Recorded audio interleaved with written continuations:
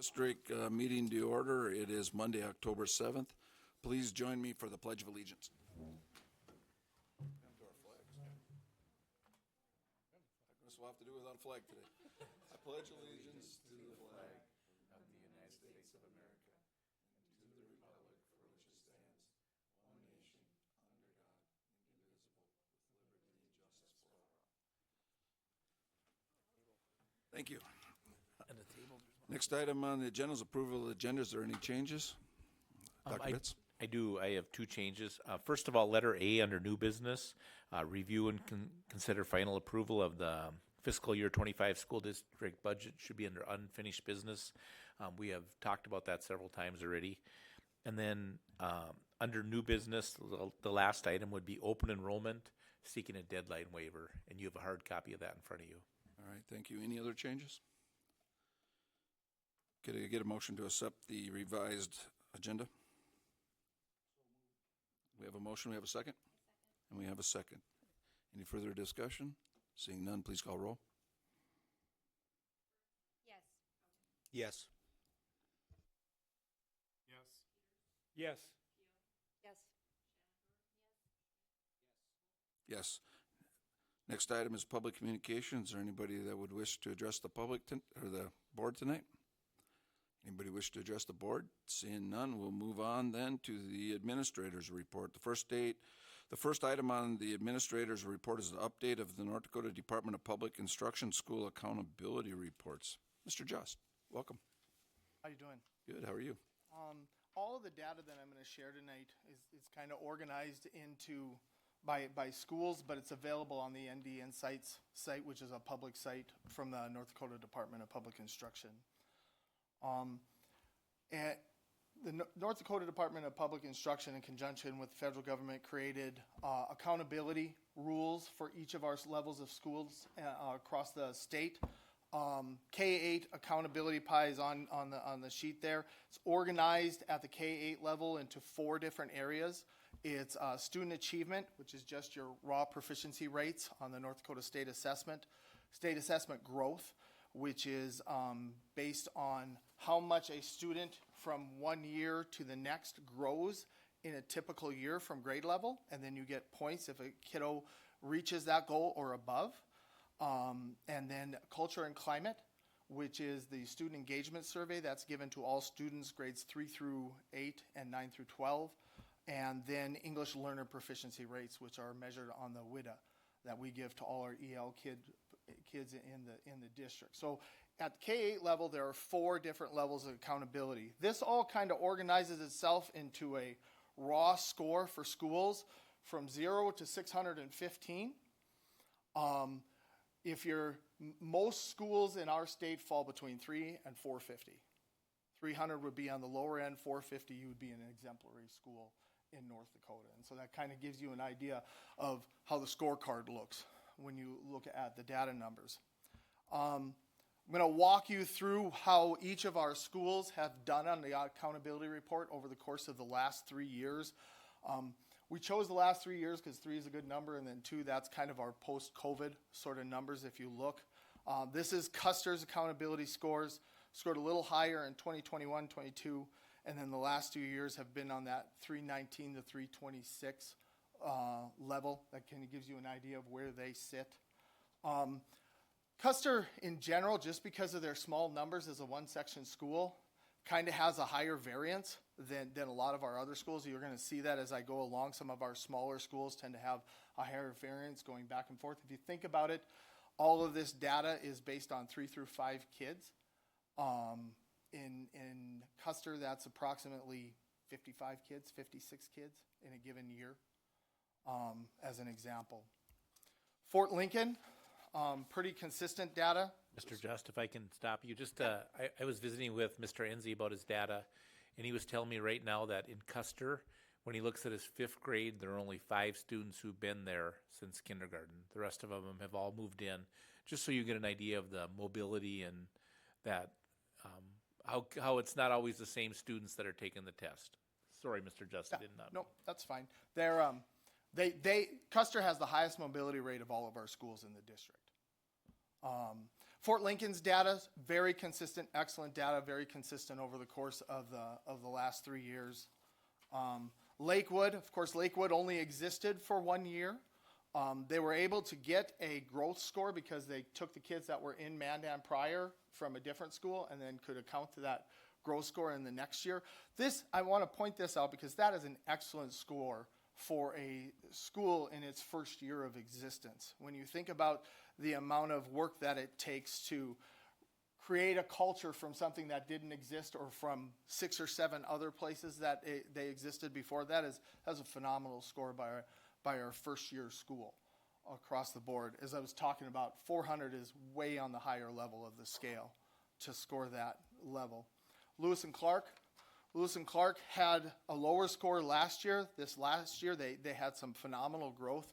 They made up a lot of points per se with their ELA and their math growth scores this last year. So that kudos to them. It's important sometimes to notice you get points for growth, but once you grow so high, it's hard to get growth points after that. And so sometimes a school, once they reach a certain level, it's hard to maintain that. Just because you lose some points because you get to the higher level, and then it's hard to meet those growth scores. Lewis and Clark did a great job last year grabbing those growth scores and improving greatly. Mary Stark, you see some great data, especially from 21-22 to 22-23. If you remember, they were in front of you last year as a distinguished Title I school. What I think is impressive in this curve is, although last year they scored exceptionally high, they really maintained that excellence for the most part. With a high poverty school and the amount of mobility that they have, that's an excellent score for a 78, 80% poverty school to maintain 2 years of excellence like that, especially when we see growth going back and forth. It's a really good score. Red Trail has been exceptional throughout as well. They went down a little bit this last year. I think you can attribute some of that. I've talked to Mr. Steckler and we've looked at it. They had some changes in their demographic when we redid the boundaries in the grand scheme of things, and they lost a little bit on their growth scores. And like we were talking about, once you get that growth score so high, you can't maintain that. It's hard to get growth when a kid's sitting in the 90th percentile, getting him to the 95th percentile is a leap. But those are excellent scores as well. Roosevelt, if you remember correctly, Roosevelt was a blue ribbon school. Red Trail was this the last year. Roosevelt was a blue ribbon school 2 years ago, and if you take a look at their data, they continue to excel. That's a phenomenal score. They had a real uptake based on student achievement growth over the course of this last year as well. Our virtual academy, our K-8 virtual academy, one of the things that's kind of curious about a pie, when you get a pie, it's 615 points regardless of where the points come from. So in the first 2 years that the virtual academy was gathering points, they didn't get any points for their student achievement data because they never had enough kids take the test. Because to take the NDSA, you have to be you got to come to the building to take a test. Well, these are virtual students. So we had a really hard time. The magic number is 10, to get 10 kids to take the test. And so we made a really hard push this last year to get our virtual kids to come and take the test. We got 10 kids to take the math test and only 9 kids to take the ELA test. So the 9 ELA scores didn't count because we had 9 of them come, and those 9 kids scored like 46% proficient, which is a good score. The 9 kids plus 1 more got us to 10 in the math, and we only had 1 or 2 kids that were proficient on the assessment for that. And so that hurt their score immensely because they redistributed the pie because we couldn't count those points, so it all went towards our student engagement survey the prior 2 years. And so we're hoping in the next year we get our kids there, and then we get 10 kids in both math and ELA to move up that score. Mr. Just, that brings a question to me then. So are these tests that were given optional or mandatory for these students? Because you said you couldn't get them there to take this test. So well, in this, Dr. Bitts would love to answer that question. Thank you. It is a mandatory Sorry. test. It is not optional, except the state said it's optional. The state said if you want to, the federal government mandates it, says you can't get out of it. The state has said that they want parents to choose, and if you want to opt out of it, you can. So it's both. I mean, it's a mandatory test that you can't opt out of, except you can. Thank you. Best way to Clear as mud explain now. that is we're held accountable for participation rate, but parents can still opt out. So I have a question too. So when you're talking about the ones that did take the test and their proficiency not being the greatest, Yeah. what concerns is that for like future? You know, we've actually talked about that. I actually just bought an additional program for that today. In ELA, they actually score quite well. Their ELA proficiency rates are in line with our district average. Where we see variances or lower rates, and you're going to see that when I get to the the high school virtual academy, is in math. And math tends to require more direct instruction in reading. You know, when we read, we learn how to read often, where when in math just requires more direct instruction. And so we're actually talking at a meeting today, and we're looking to purchase some additional programming for the K-8 and the 9-12 virtual academy, so we can get the two areas that we're looking to increase is writing, because writing requires more direct instruction, and then also in mathematics, so that we can require more direct instruction with that. And if we can't give it live, maybe we can do it in the form of a video or in a flipped option. And if I may, Mr. Just was it last week or 2 weeks ago, a legislative committee required all virtual schools to come and report their data. The legislature wanted to take a look at this. And one of the themes of that meeting was you're dealing with 1% of the students and 1% of the data. And the more you have so much variability when you're not looking at a lot of kids. A few scores one way or the other can do everything. And I told him I believe it's important to look at the 1%, but I wouldn't put a lot of decision making on the 1%. If you go back to the virtual scores for our schools, we went from 400 one year down to 190 the next. And if you made a decision based on that 190, it would be a bad decision. If you made a decision based on the 400 score, it would be a bad decision as well, because it's such a small sampling of our students. Any other questions on the virtual academy, the K-8? Enrollment this last year is an example. Right now at the K-8, I think we're at 26 students. No. Middle school last year, I think it was here, or Mrs. Tomlinson was identified with that 288 score as a targeted support improvement school. This last year, they made an incredible leap, to be honest with you. To move from a 288 to a 342 is a phenomenal movement over the course in 1 year. Most of that movement is attributed to increased ELA and math scores. So we got both points for growth, and we also got points for our overall math achievement scores. Right now, Mandan Middle School sits above state average in both ELA scores and in math scores. And so I would attribute a lot of that, one, to just the leadership team and the teachers at Mandan Middle School really pulled up their bootstraps and did a lot of work last year. One of the real focuses that they did that I thought was the most meaningful was they really created a school-wide literacy plan by which they were incorporating writing in all classes and then doing some direct vocabulary instruction all the way across all grade levels. Didn't matter if it was math or CTE or music. Those things were explicitly taught in all classes. That's a big movement in 1 year. At the high school level, it's a whole different pie. If you take a look at high school, what gets added in, because high schoolers only take the state assessment, which was the ACT in prior years, one time, there was no way when they were deriving the pie to incorporate assessment growth into that. So something was developed called the Choice Ready standards, and Choice Ready is a whole collection of things that kids need to do at high school to be ready for the next step. If you want to learn more about that, I linked that in the presentation. I won't go through all of it.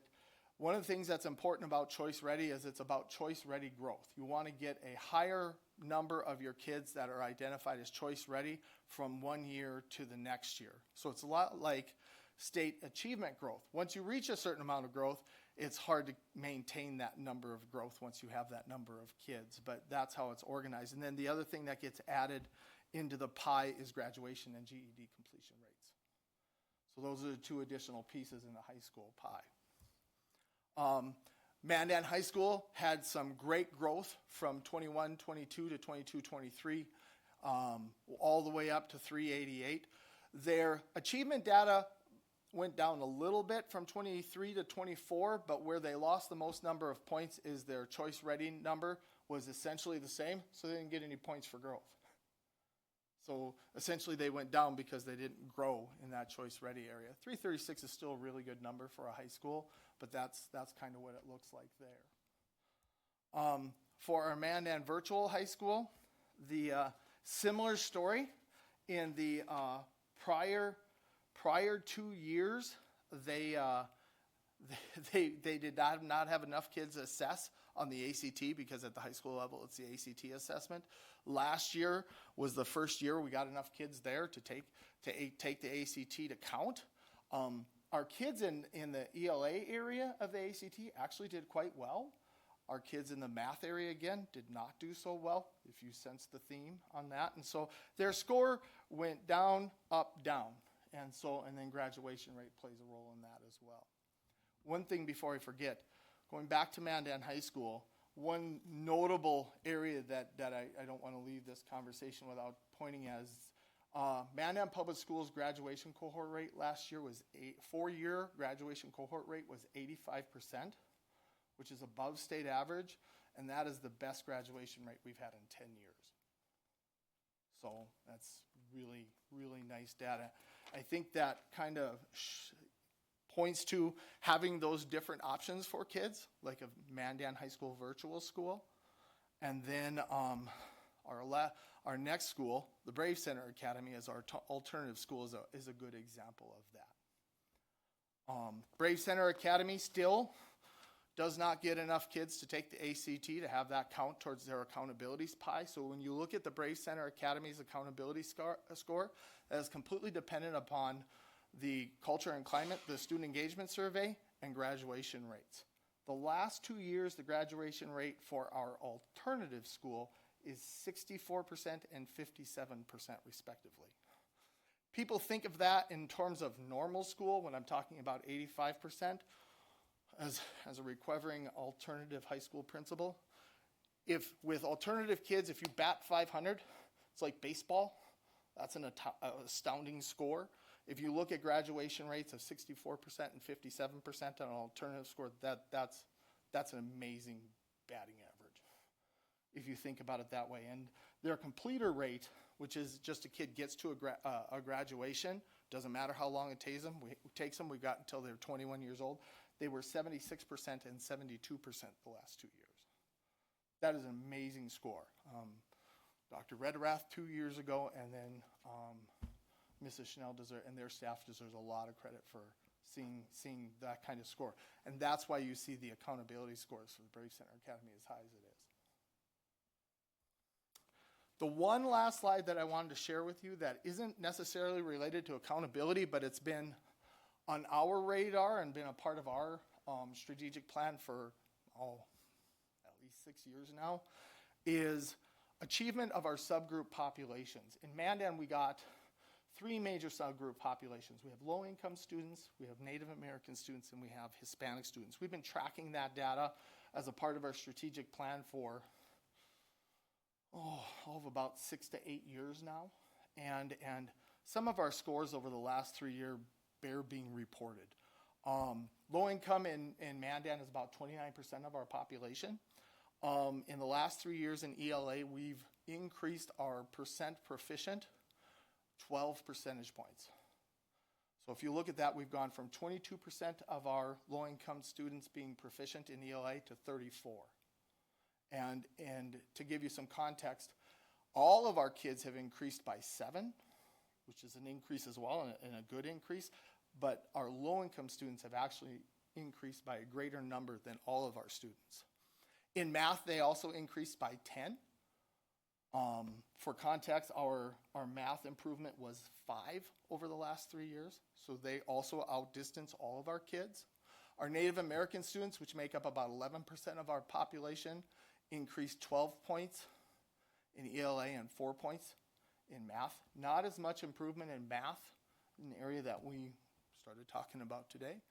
And where we have not seen as much growth is in our Hispanic population. Hispanic population makes up about 7% of our groups, and we saw no increase in ELA. It's a little more difficult to make an increase in ELA as a Hispanic student because often they're Spanish speaking first. But it's an area that I think we have to work on. And then in math, we saw a 5% increase. That's some excellent data too. Any questions? All right, Tim, you got any questions? Nobody's got any questions? Well, thank you very much, and thank you for everybody that works to put the data together and to get these numbers to keep increasing. It's greatly appreciated by the board. I mean, we do appreciate it. It's a lot of work, so thank you very much. Thank you. You want to add something to that, Dr. Bitts? Okay. Just thank you, Dr. Just. Appreciate it. We'll move on then to the update on the Mandan High School construction. Dr. Bitts? Yeah, we continue to make progress at the high school. Real quickly, we have moved into the fine arts area, music and choir. We're in there. We're in our fitness room. We're in the locker rooms. We have 3 areas in our building that we're still not in. The CTE shops, our career and technical education shops. We're still hoping for the end of October to be in all of those shops. I don't know if we'll hit that, but that's our goal. Our main gymnasium, we're continuing to make progress on that. The wood floor arrived today. They're going to start laying the floor tonight and tomorrow. They'll be laying the floor. The scoreboards are up. Our goal there is Thanksgiving, and we think we're going to make that. We told them there's no plan B, so we are going to make that. And then finally, we're not in our auditorium, and that'll be sometime in 2025. Hopefully February 2025 we'll be in our auditorium. We are going to go, next week is a short week for us. We have Thursday, Friday off. Grades 9 through 12 only. Just the high school building is going to go virtual Monday, Tuesday, Wednesday.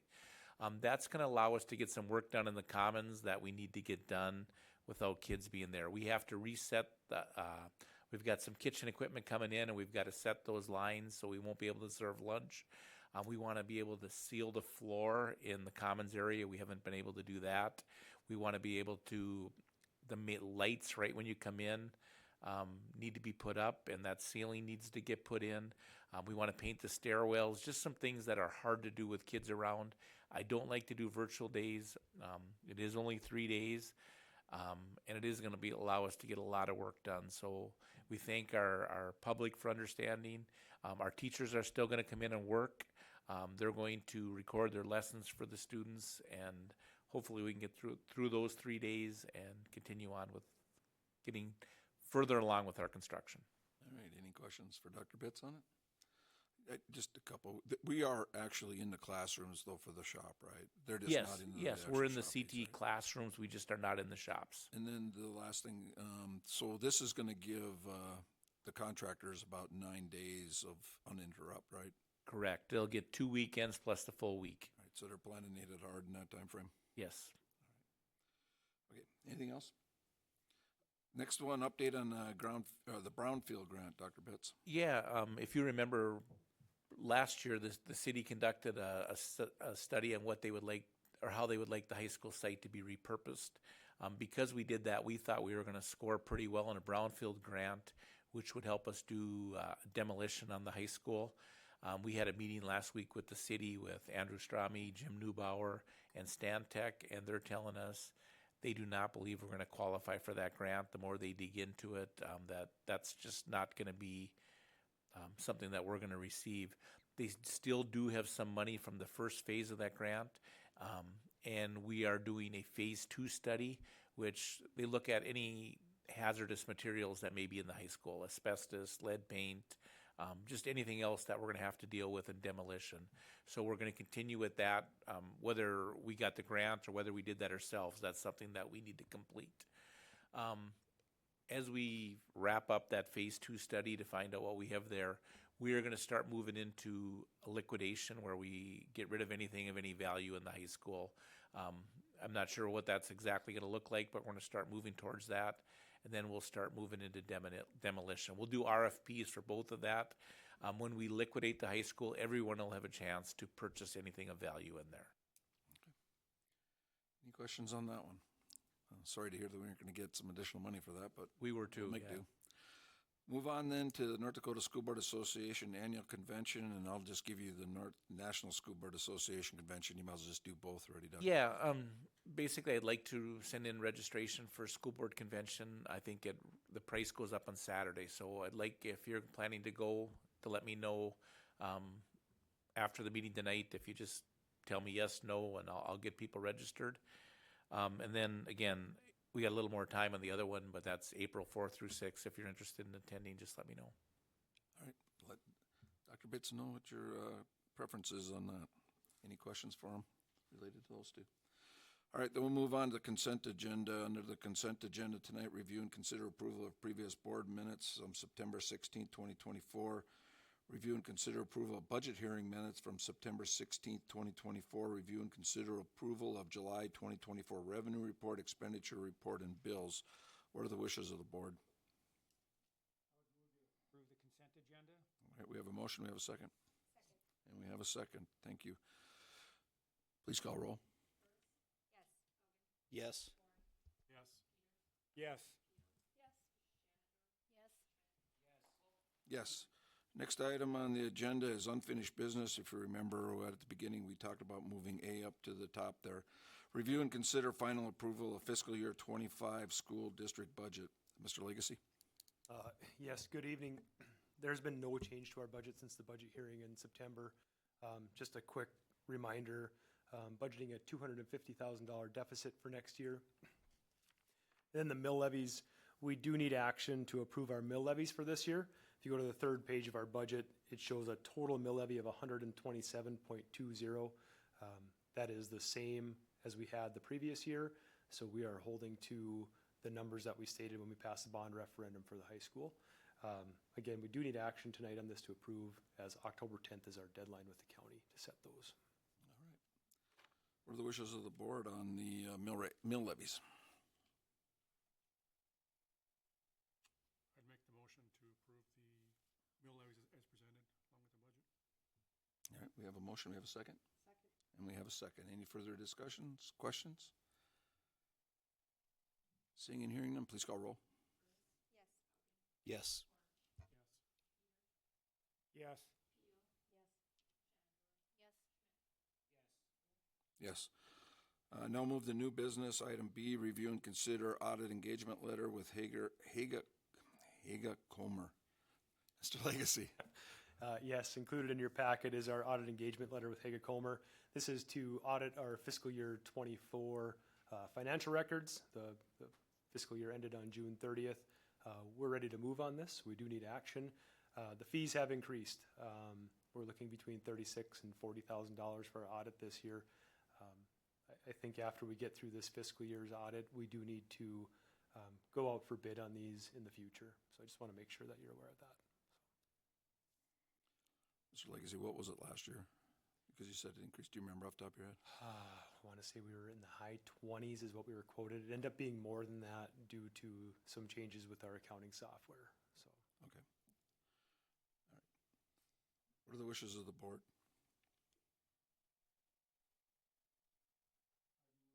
The engagement letter with Haga Comer. We have a motion. We have a second? We have a second. Any further discussions, questions, comments? Seeing none, please call roll. Yes. Yes. Yes. Yes. Next item, review and consider approval of letter of resignation from Amanda Moldenhauser. Dr. Rederath? Yes, we would recommend that you accept her letter of resignation and thank her for her service. We hate to lose her, but family things come up and we would recommend that you'd release her.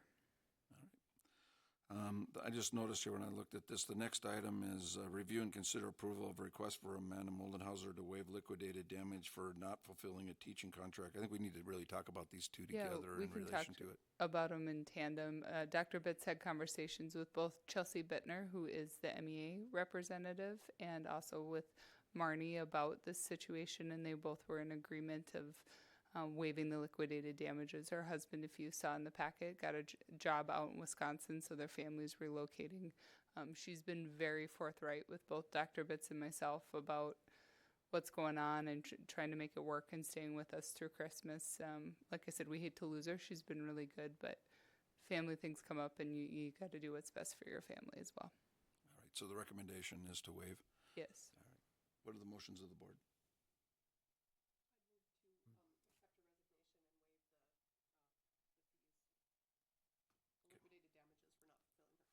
Thank you. Do we have a second? I'll second. We have a second. Any further discussion? Wanted to note that this is consistent with how we've dealt with these things in the past, so there isn't anything out of the ordinary here. All right. And we'd like to thank her for her years of service with us. It's been greatly appreciated, and wish her the best of luck in her move with her family. Please call roll. Yes.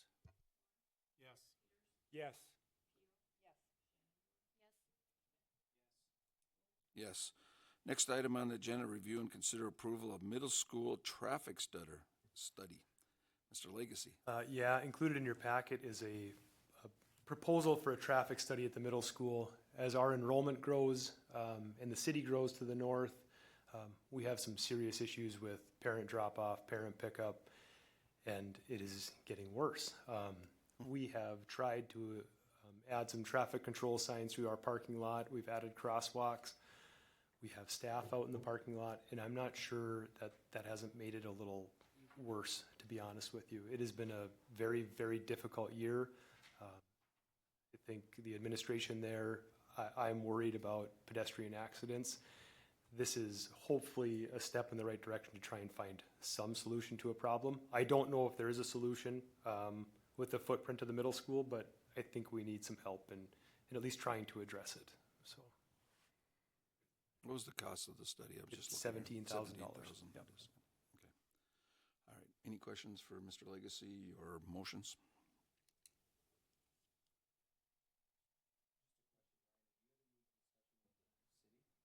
Actually, when we were here last week with the Brownfield grant, I stayed after with Andrew Strami and we talked it through. He's in full support of it. And to redo anything through our parking lot and move aprons or change our bus loop, we're going to need a traffic study in place anyway to present to the city and their engineering department. So they're in favor of doing this.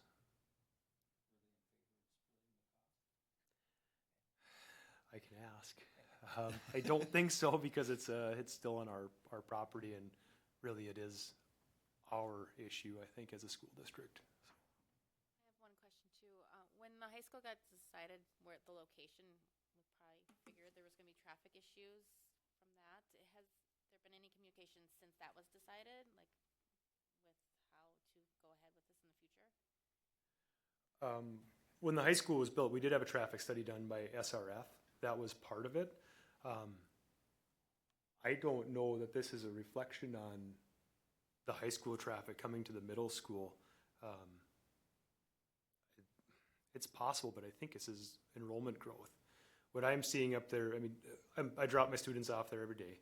What I'm seeing is so many parents dropping off through different parts of our parking lot right now, rather than using the drive lane.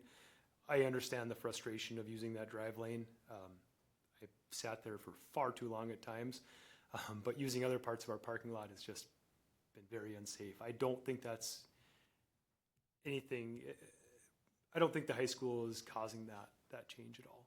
So. But this traffic study will tell us if I'm wrong. Part of it has to be north, though. Yes. I mean, and when that expands and grows, that opens up some lanes as well. Yes, those apartments that have been built to the northwest of the middle school, and now there is housing, if you go north past those apartments, there's now housing development starting up there. we are seeing increased traffic coming down 12th Avenue. I was gonna say, I live out and going up 1806, I'm seeing cars all the time driving through that new residential area out there. So they are coming in the back way now into that, which is gonna change where people are driving, and we may have to look at other alternatives there because of that too. There has been a large uptick in traffic on 12th coming from 1806, which not expected, and that is causing some problems. It changes the flow of the traffic in Yep. there. Well, with all that growth, when they approve the apartment buildings and that, is the city not responsible for any traffic study to see how it's gonna affect the existing structures? I can ask again, yeah.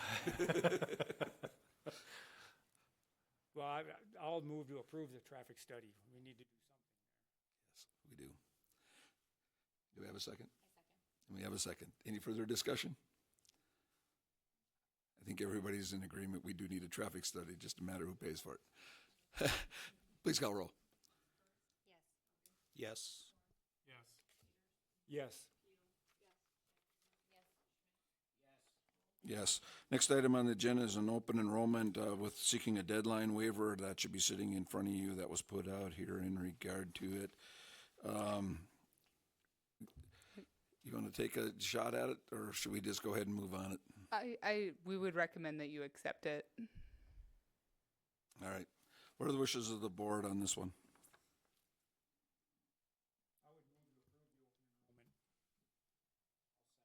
We have a motion and a second. Any further discussion? Seeing and hearing none, please call roll. Yes. Yes. Yes. Yes. Moving on, next item agenda is future meeting dates. October 14th, Head Heart River CTE Board at 5:30 p.m. via Zoom. October 21st, regular school board, 5:30 p.m. City Hall. October 28th, Student Achievement, 5 p.m. Brave Center. October 28th, Facilities and Finance, 5 p.m. at the Brave Center. November 4th, regular school board, 5:30 p.m. at City Hall. Is there any other meetings that the board should be aware of or the public? Seeing none, meeting's adjourned. Thanks, everybody. Have a wonderful week.